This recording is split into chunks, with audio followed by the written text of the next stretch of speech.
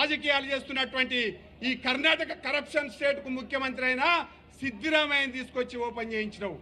సిద్దిరామయ్యనేమో BC కులగణన చేయడు, సిద్దిరామయ్యనేమో కర్ణాటకలో బీసీల గురించి ఆలోచన చేయడు.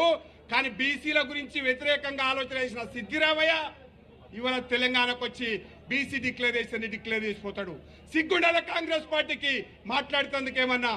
ఇవాళ బీసీ డిక్లరేషన్ లో మొట్టమొదటిది స్థానిక బీసీలలో 42% స్థానిక సంస్థల్లో రిజర్వేషన్ ఇస్తానన్నావు. ఆ రోజు చెప్పినావా? కేంద్ర ప్రభుత్వం ముద్ర వేయాలి, దానికి రాష్ట్రపతి ఆమోదం చెందాలి, లేకపోతే ఇవాళ 9th షెడ్యూల్లో వెయ్యాలని చెప్పేసి ఆ రోజు ఎందుకో చెప్పలేదు. నా దగ్గర దమ్ముంది, నా దగ్గర శక్తి ఉంది, కాంగ్రెస్ పార్టీ తీసుకొస్తుంది, మేము చేస్తామని చెప్పేసినాం. నీ దమ్ముని ఎలా ప్రశ్నిస్తున్నాం మేము? నీ దమ్ముందా? నిజంగా అబద్ధాలు మాట్లాడినవా? ఇవాళ ప్రజల ముందు క్షమాపణ చెప్పాలని చెప్పేసి డిమాండ్ చేస్తా ఉన్నాం.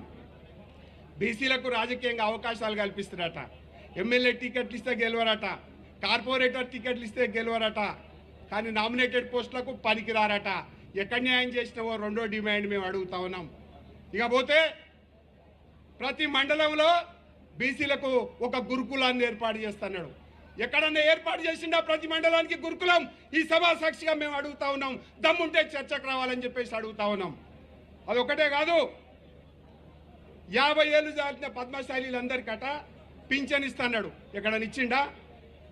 మహాత్మా జ్యోతిరావు పూలే సప్లాన్ కింద ప్రతి ఏటా 20 కోట్లు బీసీలకు ఇస్తున్నావు. 5 సంవత్సరాలకు 1,00,000 కోట్లు ఇస్తున్నావు. ఎక్కడ పోయినాయి? 2 అసెంబ్లీ 2 బడ్జెట్ సమావేశాలు అయిపోయినాయి. ఒకసారి 6,000 కోట్లు ప్రకటించినావు, ఒకసారి 9,000 కోట్లు ప్రకటించినావు. కానీ ఖర్చు పెట్టింది 0 పైసలు.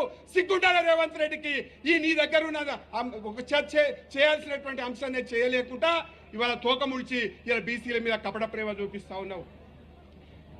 బీసీల కంట ప్రతి జిల్లాలో ప్రత్యేక భవనాలు నిర్మాణం చేస్తున్నాడు. ఎక్కడన్నా ఒక్క బీసీ భవనం అన్నది నిర్మాణం అయిందా? సమాధానం చెప్పాల్సినటువంటి అవసరం ఉంది. విశ్వకర్మలకు 300 కాపుల కంట అభివృద్ధికి ప్రత్యేకమైనటువంటి కేటగిరీని చేస్తున్నావు. ఎక్కడన్నా చేసినావా అని అడుగుతా ఉన్నాం. గద్వాల, సిరిసిల్ల, నారాయణఖేడ్లలో పవర్ లూమ్స్ పార్క్లను ఏర్పాటు చేస్తున్నావు. చెప్పాలా ఇప్పుడు? మేము అడుగుతా ఉన్నామని చెప్పేసి. అదే కాకుండా రజకుల కోసం 10 లక్షల సబ్సిడీని ఇచ్చేసి దోబిఘాట్లు కడుతున్నావు. ఎవరికి ఇచ్చినావు, ఎక్కడిచ్చినావు చెప్పాలని అడుగుతా ఉన్నాం. అదే కాకుండా వెనుకబడిన తరగతుల కోసం ప్రత్యేకంగా ఒక కమిషన్ ఏర్పాటు చేసి అభివృద్ధి ఫలాలను ప్రకటిస్తున్నావు. చేసినావా అని చెప్పేసి అడుగుతా ఉన్నాం. వెనుకబడిన వర్గాల పిల్లల కోసం 10 లక్షల ఆర్థిక సాయం చేస్తున్నావు. చేసినావా అని అడుగుతా ఉన్నాం. జనాభా ప్రాతిపదికన మీ రాహుల్ గాంధీ అంటుంటాడుగా, ఎంత ఉంటుందో అంత భాగ్యదారి అని చెప్పేసి. నీ దగ్గర నీ మంత్రివర్గంలో అంత భాగ్యదారి ఉన్నదా అని చెప్పేసి అడుగుతా ఉన్నాం.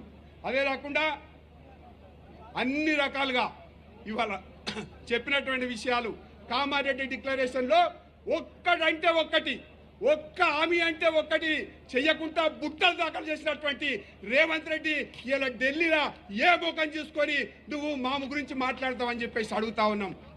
నిన్న మొన్న